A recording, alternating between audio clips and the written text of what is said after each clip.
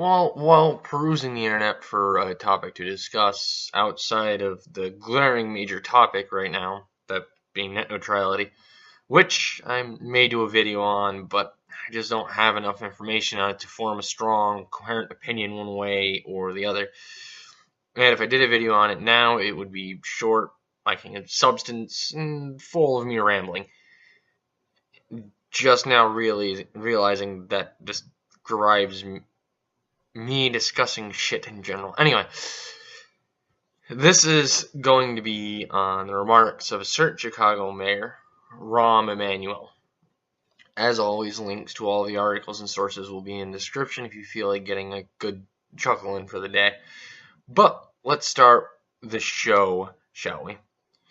Having a look at this, I have to ask, who would want to set foot in Chicago, the city, that one that you're a mayor of, Emanuel, has a reputation for being, that's what I'm looking for. Oh yeah, dangerous. But wait, there's more. Seriously, have you seen the stats from your own city? Even if he did show up, the hotel would probably already have been cleaned out and robbed. I jest, of course, but I really don't understand who this guy is trying to fool. The only thing I can think of is he's grandstanding to the people in his city, which makes sense considering, and not surprising, Chicago is heavily Democrat. No surprise, it's a larger city. But moving on. Now here is where I can't help but laugh a little. And I'm going to go back to the whole Chicago being a dangerous city topic. As you can see here, Chicago, on a statistic from USA Today, Chicago has seen an incredible rise in violence as of late, and this makes me wonder, Mr. Emanuel, you want to tell us how Trump is driving forward without looking in the rear view? Perhaps you should look at a mirror yourself. Oh, I'm sorry, Trump is literally Hitler. But this comes after the police records show a decrease in investigative stops by police during the first 2 months of the year, and, adding icing to this cake, the police department entered an agreement with the ACLU, which has come under its own amount of scrutiny. Links, it will be in the description, but that's a topic for another time. However, with all of this, no. I'm not going to worry about the issues going on in your city. Let's attack the President of the United States for political gains because I can't help but stroke my own party's partisan dichotomy-filled phallus. Fucking brilliant. But for the sake of posterity, I'll drop this statistic as well. 762 homicides and 4,000 wounded. Just food for thought there, Mr. Mayor. Maybe fix your own house first before you criticize your neighbors. Or people living in glass houses shouldn't throw stones. This is a pot calling the kettle black. Those kind of sayings come to mind. But let us continue. This, coming from the LA Times, I have to start this off with a sarcastic comment. Sure, they may be welcome in your city because your city is so safe. There's not a chance whatsoever of them coming under fire. Now, whether or not Trump comes to your shitty city or not, Chicago is still a part of the U.S. and federal law. Sorry for the pun here, but federal law trumps your partisan lashing out in mayoral power. Regardless of your thoughts on Trump, your city's law answers to the county, which answers to the state, which then answers to the federal government. So while your grandstanding may help assuage your constituents and those in your city who aren't shot today, it's a futile effort. But yeah, don't break your nose patting yourself on the back. Now let's take a look at this.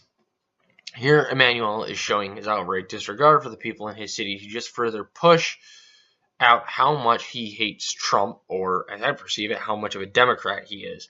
Because, quite frankly, apparently it seems you can't exist in this world without bipartisanship being injected into almost literally everything. This person has to hate this person because this person is a Democrat and the other person is a Republican. For that matter, fucking Trump isn't even that right-leaning. It's a topic for another time.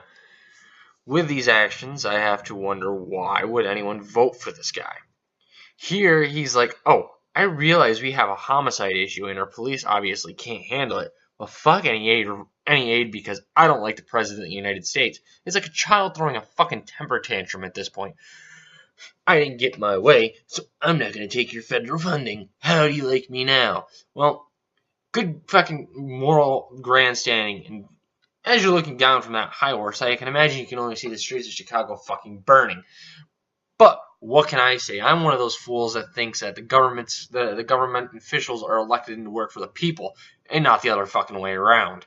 Or for this matter, for them to further stroke their own party's dick and try to get votes at the same fucking time by seemingly making an attempt at, I don't know, making a point that nobody cared about or expected you to make in the fucking first place. But this serves as a slap in the face, as I perceive it.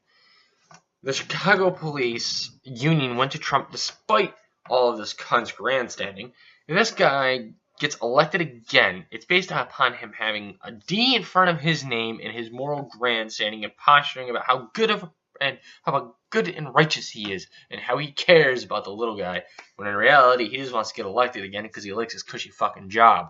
Of course, that is merely conjecture because I have no way of backing that up. But one would say it's probably not far from the truth. Anyway, on that note, there's, of course, this from the Daily Wire. He definitely is projecting, using a tactic similar to the breads and circuses that was used prior to the fall of Rome, where the government distracted citizens from the real issue, essentially by presenting them with bread and Colosseum events, or bread and circuses as it's translated from Latin into English. Emanuel is basically pushing down criticism with an anchor, this anchor called Trump, while waving his hand over to the other side saying, I realize my city is in shambles, but Trump. Seriously, anyone that can't see through this haze and see the situation for what it is probably should be able to vote anyway, because they just are too bought into the bipartisanship, the two-sidedness of it, and absolute disregard of wanting to hold this particular individual's feet to the fire for issues that he is a part of. I'm not saying he causes these issues, but hey, if you are the mayor and you are elected and to that position, the people in the city, the people of the township expect you to do what is in their best interest. Not the best interest of your party, not the best interest of you to get yourself fucking elected again. No. Best interest of the goddamn city. And taking a real hard, stern look at your crime rates and your particularly gun violence amongst gangs, you might want to get on that, you fucking turbo-tard. Anyway, I've had enough laughs at this idiocy from this fucking flat dick, so I'm going to call this video done. Now, with that being said, I have somewhat of an announcement to make in the sense that I probably will not be doing a response video every Tuesday, as, quite frankly, it's getting very difficult for me to find things to respond to. So I'm not going to completely cut them out of my routine, but they're not going to specifically fall on a Wednesday or a Thursday, and they're not going to happen every week. So, with that being said, it's a little bit of a change, but nothing major. At least I don't think so. Feel free to air your grievances if you have them in the description. But with that said, if you feel so compelled, leave a like, subscribe, comment. I, quite frankly, read all of them, so anything that you say will be heard. Well, will be read, technically. But to everyone out there, have a wonderful morning, afternoon, evening, and or night. And I'll see you glorious cunts next week.